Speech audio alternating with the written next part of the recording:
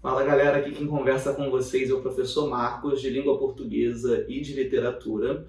E hoje a gente vai conversar sobre um assunto muito interessante, especificamente orações subordinadas substantivas, completivas nominais, reduzidas de infinitivo, intercaladas. Imagino que você sentiu até aquela palpitação assim, ó, gostosa no coração nesse momento, mas é mentira. Hoje a gente vai falar sobre cinema, tá? Então, o que a gente vai conversar hoje? A gente está aí na quarentena, em casa, cheio de coisa para fazer e ao mesmo tempo não tendo nada para fazer, cheio de livro para ler, para estudar e ao mesmo tempo muita coisa que a gente não quer fazer. Resolvemos comentar sobre 5 filmes para vocês assistirem durante esse período de quarentena, tá bom? Então, na minha ideia era 5 filmes para indicar. Vou indicar todos do Batman. Mas, como a gente não estuda o Batman na escola, pediram para a gente pensar em filmes que estivessem relacionados com a vida acadêmica de vocês, né? Então, assim, obviamente que eu não vou indicar um filme sobre o surgimento da matemática, porque já basta na vida ter que somar x e y e achar 3, o que não faz sentido, tá? Então, vamos lá, galera. Selecionei filmes que são interessantes, que podem ser para diferentes faixas etárias aí e que vocês podem gostar, tá? O primeiro filme que eu selecionei para vocês é O Menino do Pijama Listrado. Menino do Pijama Listrado, ele é a adaptação de uma obra homônima, tá? Então, é a adaptação de um livro e ele relata a vida de um garoto, o Bruno. Bruno, esse menino que tem um pai que faz parte do exército alemão e ele vai morar próximo a um campo de concentração, tá? Só que o pai tenta blindá-lo da melhor maneira possível. Então, o pai não conta exatamente o que está acontecendo naquele momento. E ele fica muito curioso sobre aquelas pessoas que vivem perto da casa dele, tá? E que estão sempre com um pijama listrado. E aí começa uma relação aí entre ele e um outro menino que vive lá num campo de concentração, uma relação de amizade. E por que a gente está falando desse filme especificamente? Por motivo óbvio de que se passar durante a Segunda Guerra Mundial, ele tem total relação com o que vocês aprendem na escola, em relação à história, um período onde a gente vai acabar estudando as relações geopolíticas e assim por diante. Sem falar que é uma adaptação literária. Então, assim, ó, minha área, literatura, melhor matéria da escola, com certeza vale a pena ler. Segundo livro, galera, a gente vai pensar aí também num outro que tem relação com a literatura, e é um filme, na verdade, um pouquinho mais voltado para o romance, para agradar também quem, em vez de história triste, gosta de história mais feliz, tá? O nome do filme é Cartas para Julieta.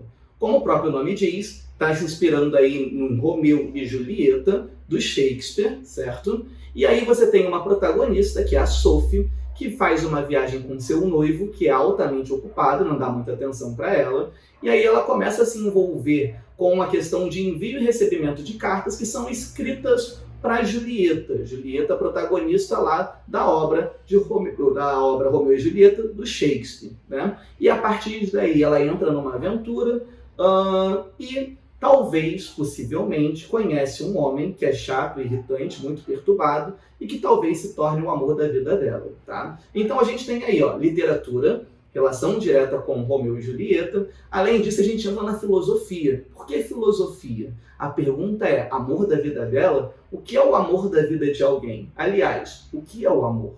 Melhor ainda, o amor existe ou ele é um monte de reações dos nossos hormônios? Então, ó, sobre os hormônios, pergunta aí para o Antônio, que ele com certeza vai saber responder para vocês, certinho? Então, ó, filosofia em Cartas para Julieta.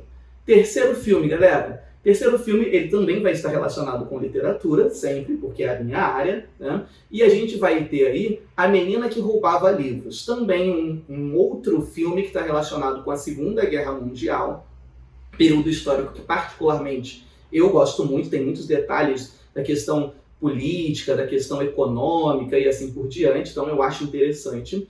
E nesse filme, o mais interessante é o narrador, já que o filme ele é narrado pela morte, certo? Então a morte vai contando ali a história da nossa protagonista, que tem uma característica peculiar. Ela é uma ladra, só que ela não rouba comida, tá? Ela não rouba suprimentos para a guerra, ela rouba livros. Então ela tem uma situação financeira ruim, está num momento da Alemanha com todo o desenvolvimento do nazismo e ela quer soltar a sua imaginação, soltar a sua mente vinculando aí com a questão da literatura. Então, é um filme maravilhoso, altamente poético, que dá de novo para a gente pensar lá nas relações sociopolíticos históricas da Segunda Guerra Mundial, além de desfrutar mais um pouquinho da literatura, tá bom?